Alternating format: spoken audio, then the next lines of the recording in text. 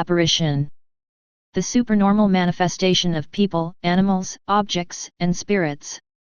Most apparitions are of living people or animals who are too distant to be perceived by normal senses. Apparitions of the dead are also called ghosts.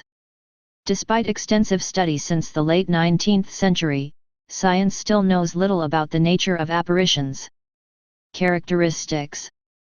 Most apparition experiences feature noises, unusual smells, extreme cold, and the displacement of objects. Other phenomena include visual images, tactile sensations, voices, the apparent psychokinetic movement of objects, and so on. Visual images are seen in only a small percentage of reported cases.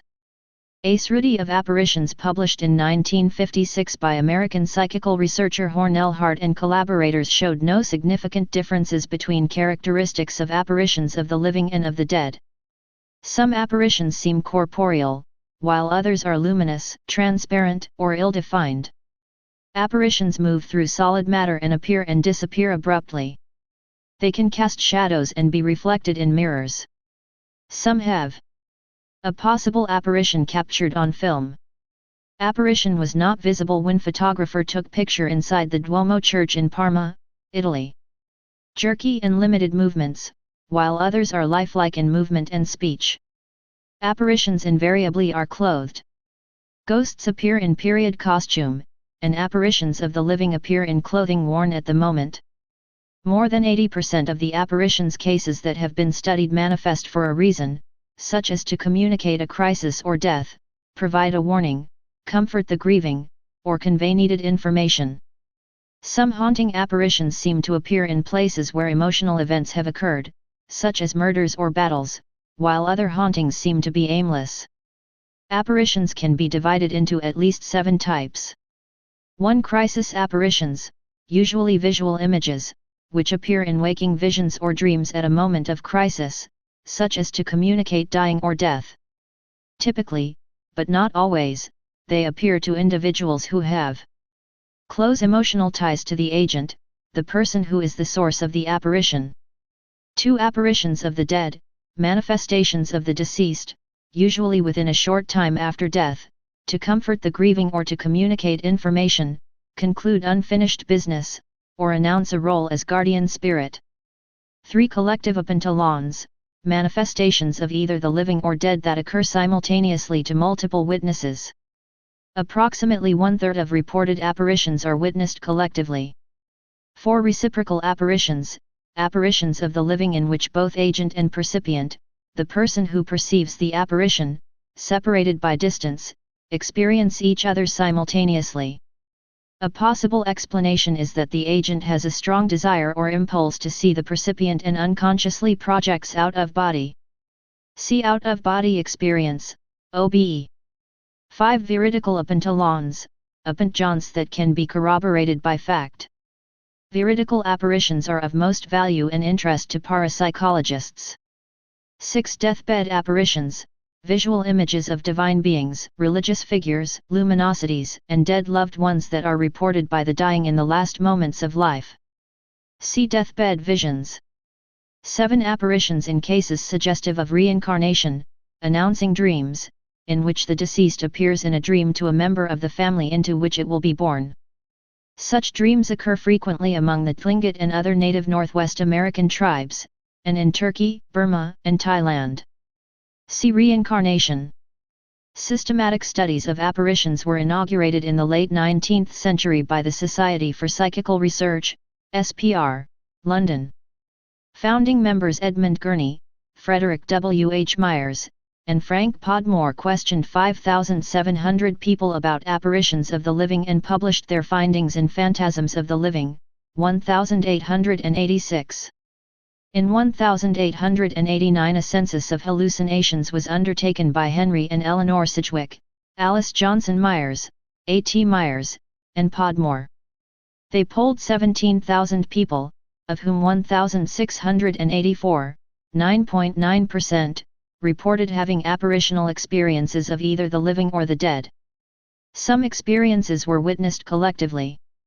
The methodology for the census would not meet modern research standards. The number of 17,000 questionnaires was arbitrary, and there was no method to the distribution of forms. Most likely, many went to friends and acquaintances of the surveyors. The survey asked only one question: whether respondents had ever had an impression of a being or person, or had heard a voice, not of natural cause. Of the 1,684 affirmative replies, approximately 600 seemed to have natural explanations and were ruled out. There were about 80 cases of crisis apparitions seen within 12 hours before or after someone's death. Only 32 of these were cases in which the percipient had no prior knowledge that the agent was ill or dying. However, even this small number was statistically significant when compared to the mortality tables of England. A similar census was done in France, Germany, and the United States. It polled 27,329 people, of whom 11.96% reported apparitional experiences. By the 1980s, polls in the United States conducted by the University of Chicago's National Opinion Research Council, NARC, showed a dramatic increase in reported apparitions of the dead. 42% of the adult population, and 67% of widows, reported experiences, perhaps due in part to changing public attitudes toward acknowledging paranormal experiences. Of these, 78% involved visual images, 50% noises and voices, 21% tactile sensations, 32% sensation of a presence, and 18% communication with the apparition. 46% experienced a combination of phenomena. Theories about apparitions. Numerous theories have been put forth, but none satisfactorily explains all types of apparitions.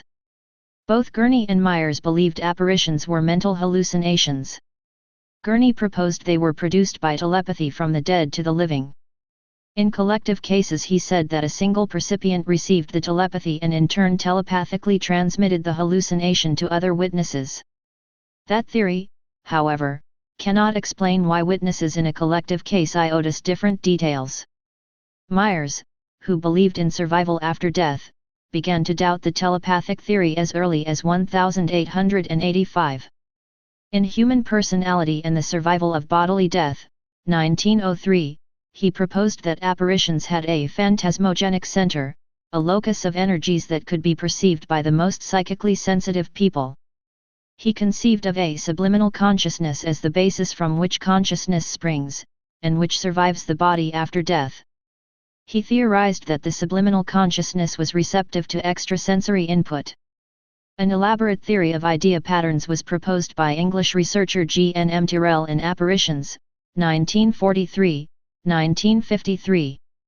Like Gurney, Tyrrell believed that apparitions were hallucinations on the part of a percipient based on information received from the agent through ESP.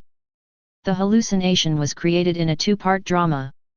First, a part of the unconscious called the producer received the information via ESP. Then, a stage carpenter produced the drama with the required props, such as clothing and objects in visions, dreams, or hallucinations.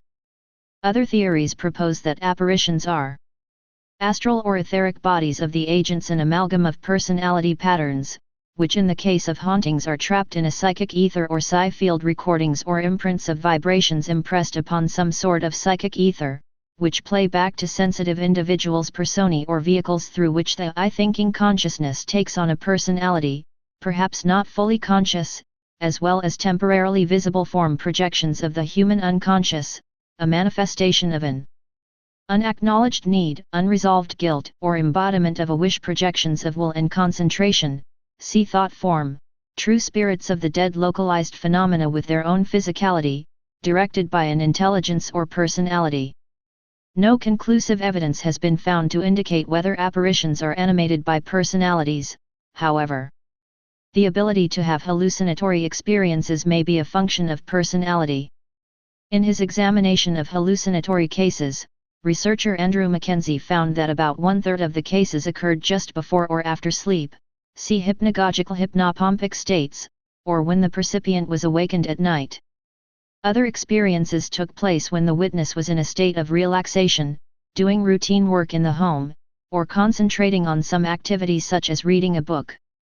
With the external world shut out, the subconscious was able to release impressions, which sometimes took the form of an apparition. Stay paranoid, my friends.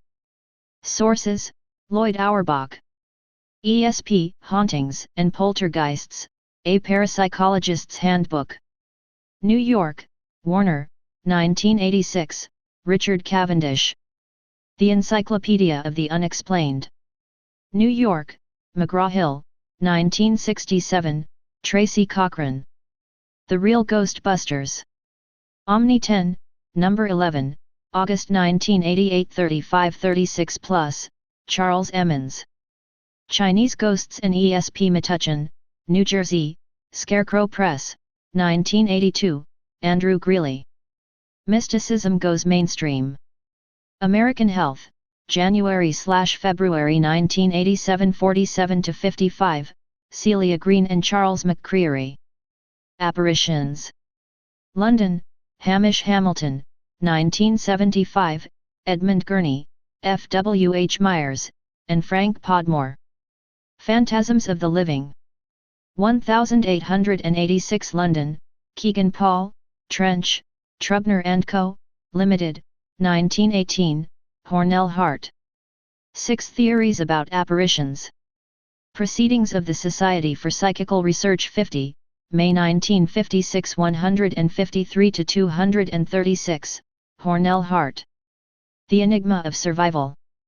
Springfield, I.L., Charles C. Thomas, 1959, Hornell Hart and Ella B. Hart. Visions and Apparitions Collectively and Reciprocally Perceived. Proceedings of the Society for Psychical Research 41, Part 130, 1932-33, 205-49, Renee Haynes. What Do You Mean by a Ghost? Parapsychology Review 17, Number 4, 9-12, Ake Hult-Krantz. The Religions of the American Indians. 1967 Berkeley, University of California Press, 1979, Andrew Mackenzie. Hauntings and Apparitions. London, William Heinemann Limited, 1982, Elizabeth E. McAdams and Raymond Bayless. The Case for Life After Death. Chicago, Nelson Hall, 1981, Edgar D. Mitchell. Psychic Exploration, A Challenge for Science. Edited by John White. New York, Paragon Books, 1974, Frederick W. H. Myers. Human Personality and Its Survival of Bodily Death. Vols 1 and 2. 1903 New ed. New York, Longmans, Green & Co., 1954, Carlos Ossis. Apparitions Old and New. In K. Ramakrishna Rao, ed. Case Studies in Parapsychology. Jefferson, N.C., McFarland & Co., 1986, Ian Stevenson. The Contribution of Apparitions to the Evidence for Survival. The Journal of the American Society for Psychical Research 76, Number 4, October 1982, 341-56, Keith Thomas. Religion and the Decline of Magic. New York, Charles Scribner's Sons, 1971, G. N. M. Tyrrell. Apparitions. 1943 Revelation 1953. London, The Society for Psychical Research, 1973, Peter Underwood. The Ghost Hunter's Guide. Poole, Dorset, England, Blandford Press, 1986.